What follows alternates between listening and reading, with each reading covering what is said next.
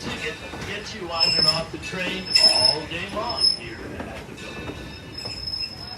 Again, folks, please stay seated till you hear that whistle blow.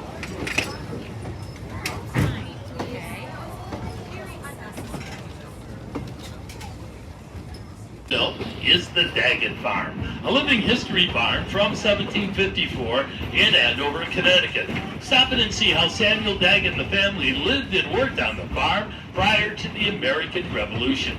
And check out their kitchen garden in the back, where they grew fruits and vegetables and herbs for medicinal purposes.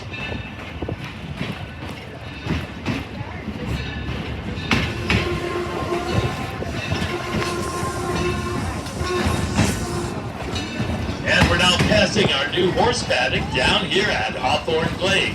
When the horses need a day off, this is where we bring them.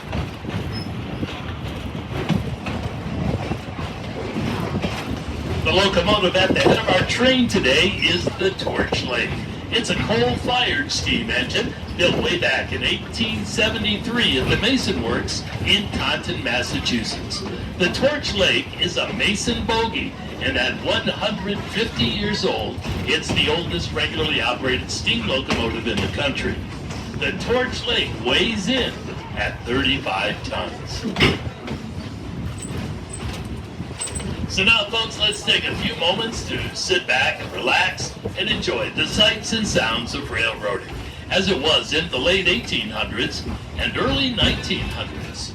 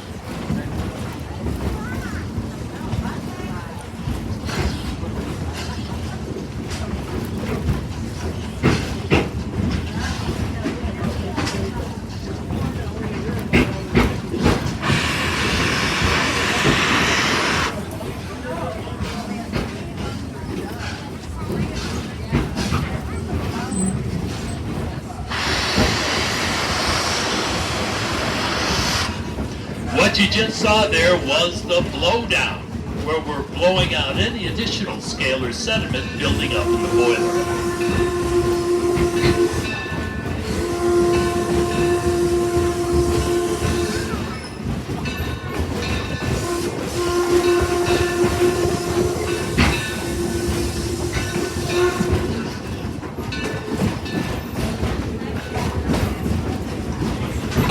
We're now entering Oxbow Island. The Oxbow is an 11-acre wetland restoration project, one of the largest in southeastern Michigan.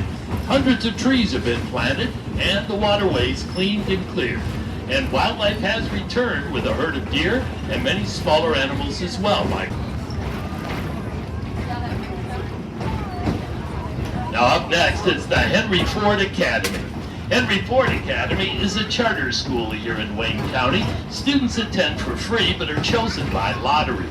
This portion of the campus houses the 10th, 11th, and 12th grades. 9th graders attend class at the Henry Ford Museum.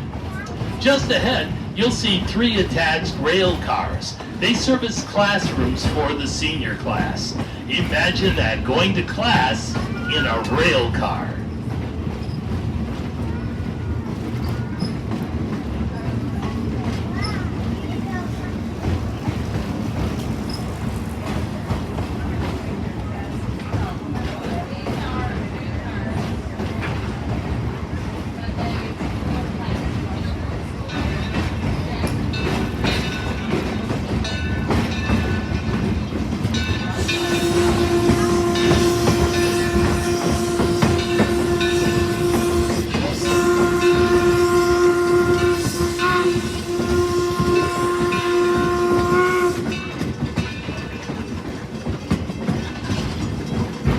And don't forget, in 2 weeks, it's the return of Motor Muster to Greenfield Village.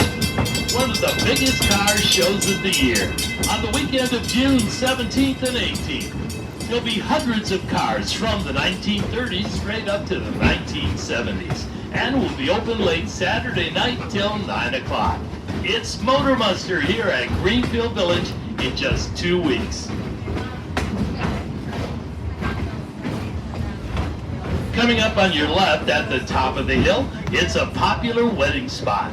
That's the Martha Mary Chapel, named after Henry Ford's mother and mother-in-law, Martha and Mary, of course. Also on your left, two of our restaurants. The Green Building is the Taste of History, this year featuring a special menu based on recipes from some of our historic sites, like the Daggett Farm, the Firestone Farm, and the Burbank House. And right next door, the White Building is the Eagle Tavern. Built in 1832 in Clinton, Michigan, they offer up an authentic 1850s-style dining experience, featuring locally sourced and seasonal favorites served under candlelight by waiters and waitresses in period clothing.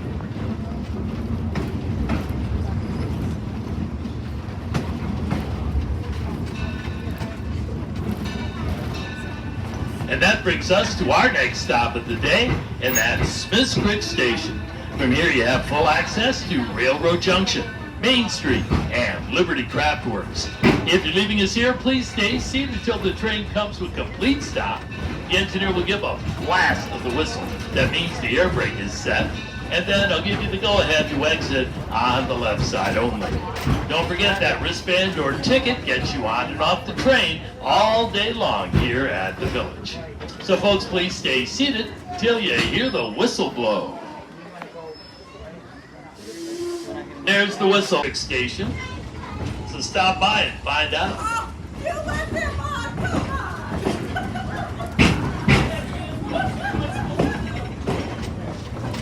Off to your left is the newest addition to Greenfield Village. It's our vegetable building from Detroit's Central Market. Built in Detroit in 1868. Now that brings us to the heart of our Railroad Junction district. Just up ahead is our Detroit, Toledo, and Milwaukee roundhouse. It's where we repair and maintain our 3 coal-fired steam locomotives. Originally built in 1884 in Marshall, Michigan, it was recreated here at Greenfield Village in the year 2000, using elements from the original building. And on the other side of the roundhouse is our Liberty Craft Works district, where artisans and craftsmen create beautiful objects in glass and pottery, tin and weaving. There's a print shop, a carding shop, and a whole lot more.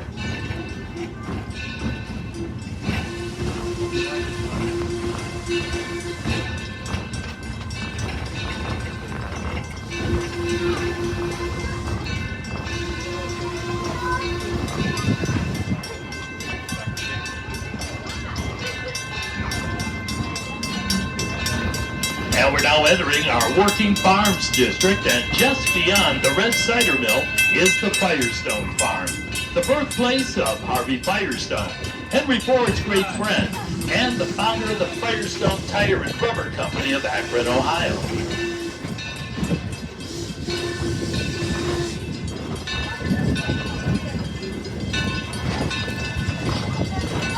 Firestone Farm is a living history farm. The farmhouse built in 1828 in Columbiana County, Ohio.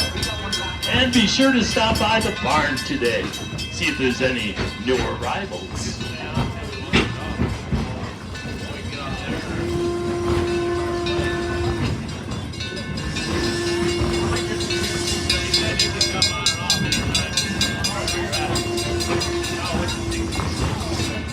Firestone Farm is a real operating farm. Our farm hands are out in the fields today using tools, implements, and techniques they used way back in the mid-1800s.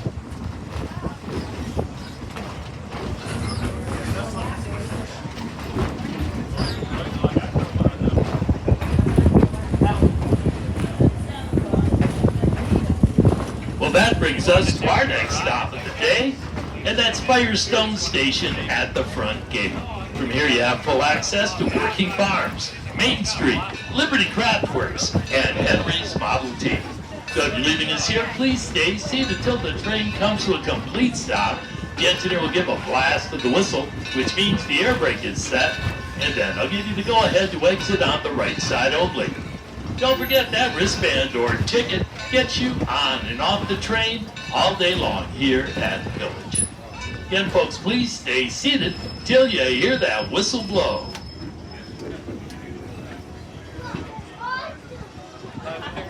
Still moving, wait for the whistle. There's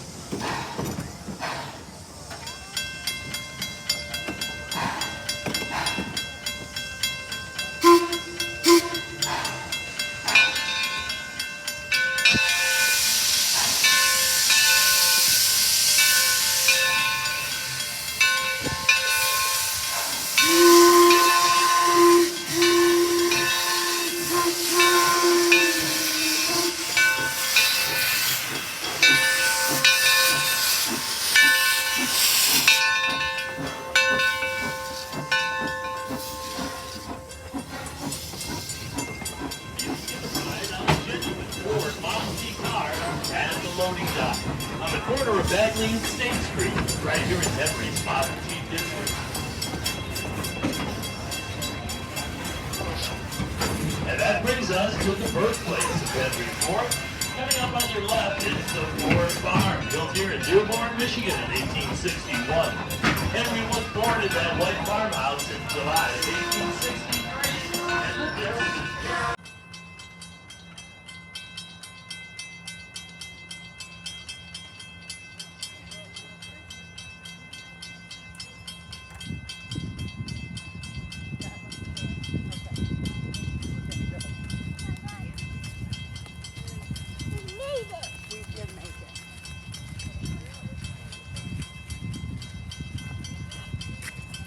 Ooh, and then we can touch it when it's over there.